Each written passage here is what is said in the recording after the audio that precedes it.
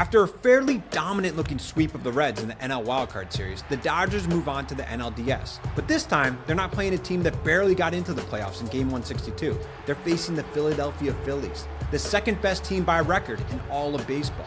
It's Dodger Dogs versus Cheesesteaks, Rob Lowe versus Miles Teller, Stoked Brah versus Johns. In their postseason history against each other, the Phillies are 13-9 against LA. The Dodgers won the 77 and 78 championship series, but the Phils took all the recent head-to-head matchups in 83, 2008, remember Matty Stairs, and 16 years ago in 2009. Of late, the two squads are pretty even. Since 2023, the Dodgers lead all teams with 304 wins, including the postseason, and the Phillies are second with 290. They both have high-powered MVP-winning offenses and fantastic starting pitching.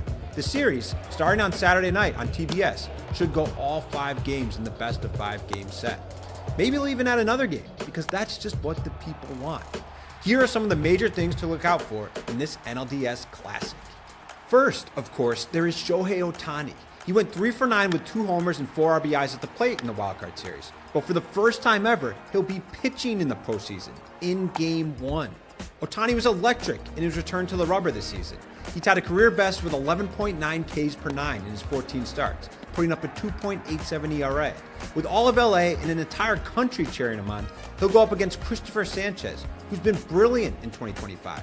The 6'6" lefty went 13-5 with a 2.50 ERA, striking out 212. His 8.0 B-WAR was the best of any pitcher in the NL. It should be an epic Game 1 duel.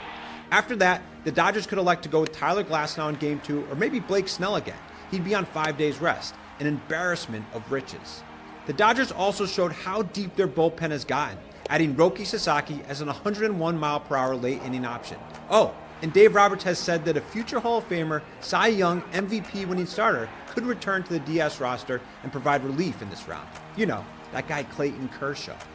The Phils will likely have Ranger Suarez and Jesus Luzardo for Games 2 and 3. Suarez, Mr. Reliable, put up a 3.20 ERA in 2025 and probably had his best year as a full-time starter. Luzardo, a fireballer, had an up-and-down season but struck out 216, and the Phils hope he can catch lightning for at least 5 innings. There's seasoned postseason vet Walker Buehler, who's pitched well down the stretch and could provide big relief out of the pen. There's Matt Strahm, and there's, of course, one of the hardest throwers in the game in Johan Duran. The Phils might not have as much firepower in the pitching as the Dodgers, especially with Zach Wheeler out for the year, but they might just have enough. Hitting-wise, the teams are even more even. The Phils have former 2-time MVP Bryce Harper. They have a guy who does nothing but eat hoagies and crank dingers in Kyle Schwarber. And they have the NL batting champ in Trey Turner. Turner spent most of September on the IL with a hamstring issue. But if he's healthy and getting on base, the Phils could be tough to stop. Alec Boehm, Brandon Marsh, and Bryson Stott all also hit better than 300 during the last few weeks of the regular season. Carrying that into October could really lengthen their lineup. And don't forget about human spark plug Harrison Bader. The trade deadline acquisition has been a huge weapon for Philly down the stretch and seems to enjoy the spotlight and rabid fans at Citizens Bank Park. The Dodgers have a 50 home run hitter / pitcher to match up with Schwarber and Ohtani. He hit 2 long balls in the wildcard round. Mookie Betts continued his late season surge last round, going 6 for 9 with 3 doubles in the series. And Teoscar Hernandez added 2 homers and 6 RBIs in round 1 against the Reds. If Max Muncy and Andy Paez can get going, the lineup gets even more dangerous.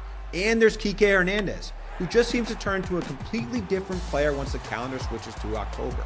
Will Smith will likely be reserved to a pinch hitting role with his hand injury, but that's a 2-time World Series winning pinch hitter who knows how to hit when the pressure is at its highest. So, who's going to win?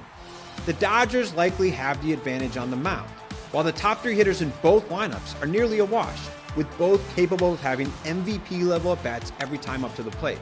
While the Dodgers are the defending champs and have the best player on planet Earth in Shohei Ohtani, I'm going to go with the Phillies in 5. They'll play games 1 and 2 at home and then game 5. And no team has a better record at home in playoff history than the Phils. They are 29-14 at Citizens Bank Park. Although home field advantage isn't always a deciding factor in baseball, that thunderous, nobody is louder than us Philadelphian fan base may just give them the edge they need.